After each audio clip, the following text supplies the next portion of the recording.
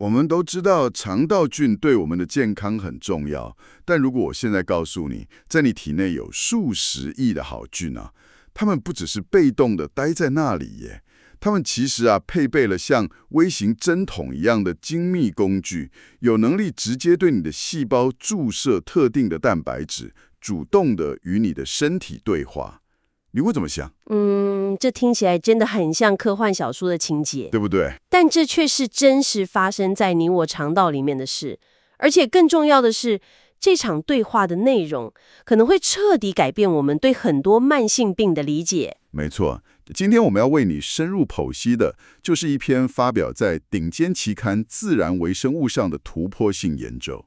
你提供的这份资料就像是给我们装上了一副窃听器，让我们第一次可以这么清楚地听到这些共生菌到底在对我们的免疫系统说些什么。是的。而这些对话的内容竟然还跟克隆氏症这类发炎性肠道疾病有着非常惊人的关联。对，这项研究把我们过去认为那种敌我分明的界限变得非常模糊，但同时也更有趣了。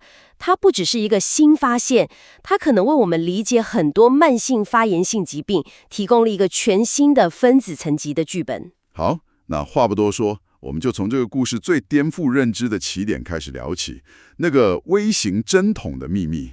过去科学界的普遍认知是一种叫做第三型分泌系统，也就是 T3SS 的工具，基本上就是病原体的专属武器。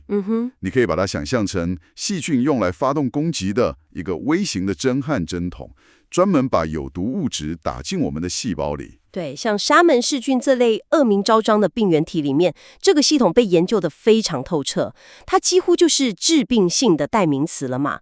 科学家过去都认为，好菌跟坏菌的差别，很大程度上就在于你有没有配备这种攻击性武器。但你给的这份研究，就像在一场警匪枪战中，突然发现很多维持秩序的警察身上也配着跟匪徒一模一样的枪。哈哈，这个比喻很好。研究团队发现，在健康人的肠道里面，一种叫做假单胞菌门的常见共生菌，竟然有高达80%的比例哦。在健康人体内哦。对，在健康人体内都配备了这套完整的针筒系统，这实在太反直觉了。我们体内的和平卫队竟然也全副武装，这就是整个研究的起点，一个让所有人都大吃一惊的发现。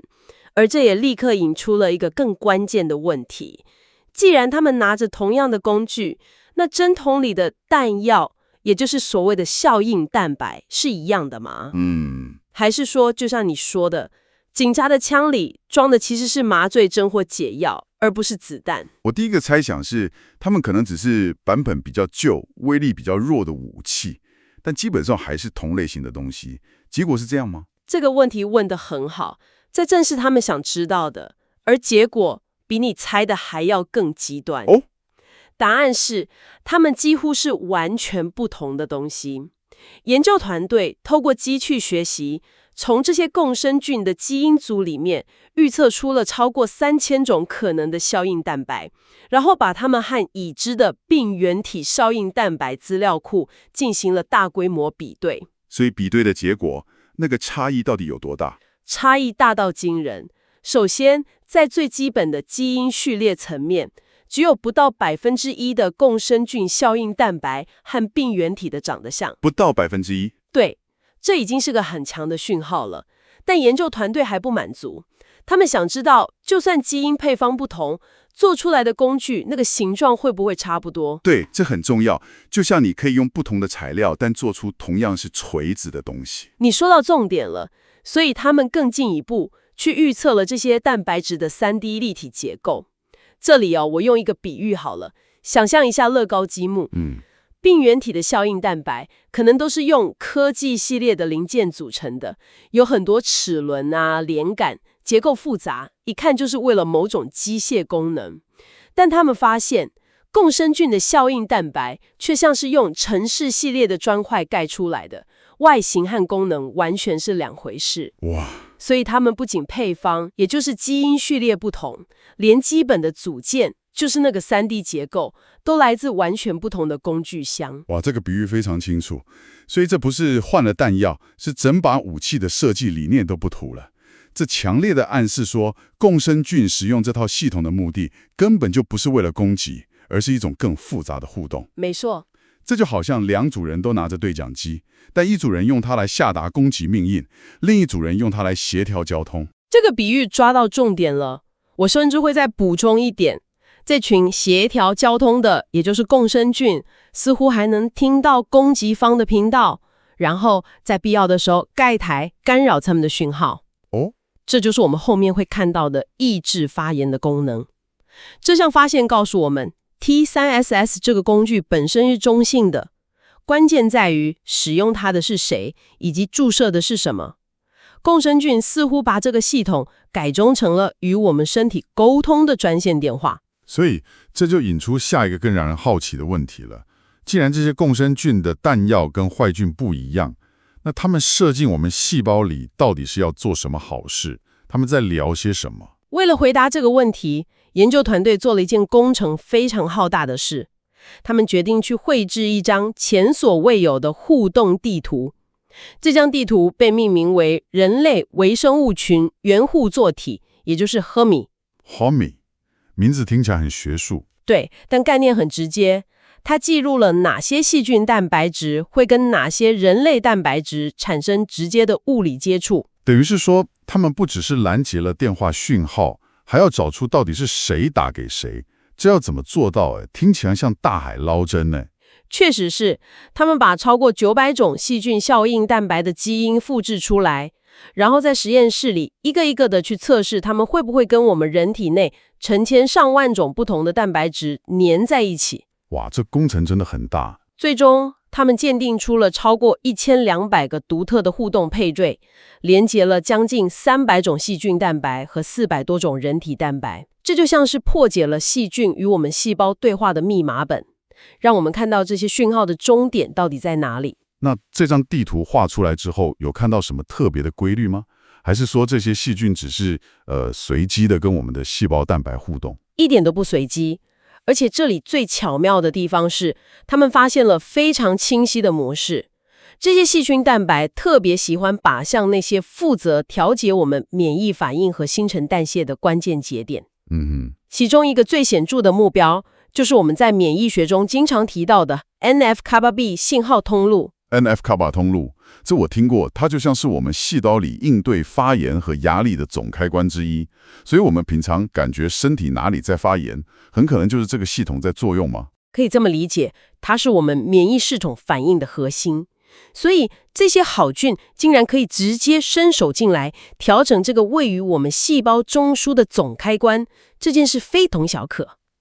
更让人惊讶的是，他们发现来自不同种类共生菌的许多效应蛋白，最后都汇集到 NF-κB 通路上的某几个核心蛋白上。哦，这代表什么？这种现象被称为趋同演化。你可以想象成，在演化的漫长历史中，许多不同门派的武林高手，也就是不同的细菌，经过千锤百炼，最后都发现，要影响人体这个大机构，最有效的方法就是去点同一个要害穴位，就是 NF-κB。对，这反过来证明了这个穴位对我们的免疫系统有多么根本、多么重要。这也说明，这不是杂乱的讯号，而是一场目的明确的对话。我们的共生菌正在主动地微调我们细胞最核心的运作机制。等等，瞄准免疫系统，这听起来风险很高啊！这就像让一个外人来调整你家的总电源开关一样。没错。万一它调错了，岂不是会造成大停电或火灾？所以这份研究有没有实际证据证明这种微调是安全甚至是有益的，而不只是在地图上画出来的理论？这是个非常好的问题。从地图到功能是这项研究最关键的一步。他们确实从地图走向了功能性实验。他们把这些效应蛋白实际放到人类细胞中去观察细胞的反应，结果发现效果非常显著。怎么个显著法？他们证实这些效应蛋白确实可以调高或调低免疫信号。例如，在正常的细胞状态下，有5种效应蛋白被发现能显著活化 NFKB 反应，就像是轻轻踩下免疫系统的油门，让它保持待命状态。保持待命状态我可以理解，但在真正发炎的时候呢？那才是考验他们能力的时候吧？正是如此，更有趣的还在后头。当研究人员用一种叫做 TNF 的强烈发炎因子去刺激细胞，模拟体内失火的状态时，有3种不同的效应蛋白反而展现出强大的抑制 NFKB 反应的能力。哦，这就像在火势快要失控时，他们扮演了消防员的角色，精准地洒水降温，防止反应过度。根据情况是太冷还是太热来决定要升温还是降温，目标就是维持我们免疫系统的稳定平衡。这真的是他们调节我们免疫系统的直接证据了。这个恒温器的比喻很贴切，而这里就带出了一个非常重要的问题：如果这个恒温器失灵了，对于那些免疫失衡的疾病，比如发炎性肠道疾病 IBD， 又意味着什么？IBD 主要包含克隆氏症和溃疡性结肠炎这2种病嘛。长久以来，我们都知道肠道菌的失衡和这些疾病有关，但一直都只停留在相关性的层次。就是只知道 A 和 B 一起出现，但不知道是不是 A 导致了 B。对，那这份研究有没有可能把这个相关性往前推进一步，变成因果性的解释呢？它提供了非常强力的线索。研究团队做了一个极为聪明的分析，他们比对了2组数据，一组是我们前面提到的这些细菌效应蛋白所针对的人类蛋白质网络，另一组则是从大规模基因研究所找出的与克隆氏症遗传风险相关的人类风险基因。结果发现，这2组名单竟然高度重叠。哇，这听起来不像是巧合。这是不是意味着那些带有克隆氏症遗传风险的人，他们体内的免疫开关可能对这些细菌的微调讯号特别敏感，或者特别不敏感，所以更容易失衡？这是一个非常合理的推论，但这还不是最让人意外的发现。如果这个连结是真实的，那么在病人的肠道里应该也能看到这些细菌效应蛋白的变化。没错。于是他们去分析了一个大型临床研究的数据，里面包含了超过800名 IBD 患者和300多名健康人的肠道菌群基因组。所以他们在病人的肠道里看到了什么？这应该就是见真章的时候了。他们发现了一个非常奇特而且极其重要的模式。在克隆氏症患者的肠道中，这些带有 T3CSS 系统的共生菌效应蛋白的基因，其数量显著地增加了。增加？对，增加。然而，在另一种 IBD 溃疡性结肠炎的患者体内，这些效应蛋白的基因却是显著地减少的。等一下，这里我们得停下来好好想一想，这结果真的让我愣了一下。在2种看似相似的发炎性肠道疾病中，这些来自好菌的沟通工具呈现了完全相反的趋势。一个是讯号太多，一个是讯号太少。完全正确。这不只是一个数据上的差异，这可能根本性地改变了我们未来治疗的方向。过去我们可能都笼统地说要调节肠道菌，但这份研究告诉你，对克隆氏症患者有益的调节可能是要减少某些细菌对话，而对溃疡性结肠炎患者却可能是要增加它。这完全是南辕北辙的策略。是的，这才是真正精准医疗的起点。这太关键了。这也解释了为什么这2种病虽然都叫 IBD， 但在临床表现和治疗上却有很大的差异。这真的把我们从过去那种菌群失调了的模糊概念，直接推向了在克隆氏症中可能是某种过度的细菌对话加剧了发炎，而在溃疡性结肠炎中，这可能是有益的对话不足导致免疫失控，这样精准的分子层级的解释。是的，这项研究就像是为我们提供了一副新的眼镜，让我们能看到细菌和人体细胞之间一种前所未见的以蛋白质为语言的直接对话。它把抽象的菌群平衡变成了可以被测量、被分析的具体分子互动。哇，我们今天真是从一个微小的细菌针筒一路聊到了复杂的免疫疾病。如果我们要帮你把今天最颠覆认知的几个重点打包带走，你觉得第一件非记住不可的事是什么？我觉得第一件就是你肠道内的许多好菌，其实都配备了过去被认为是病原体专用的微型针筒，也就是 T3SS。他们病毒是手无寸铁的和平主义者。第二点，虽然工具相同，但他们注射的弹药，也就是效应蛋白，在基因序列和3D 结构上都和病原体的截然不同。这强烈暗示他们的目的是为了和我们的细胞进行沟通，而不是攻击。没错。第三点，透过绘制那张称为 HuMMI 的庞大互动地图，我们看到这些细菌蛋白会非常精准地靶向并调节你体内的免疫和代谢系统，就像一个智慧恒温器一样。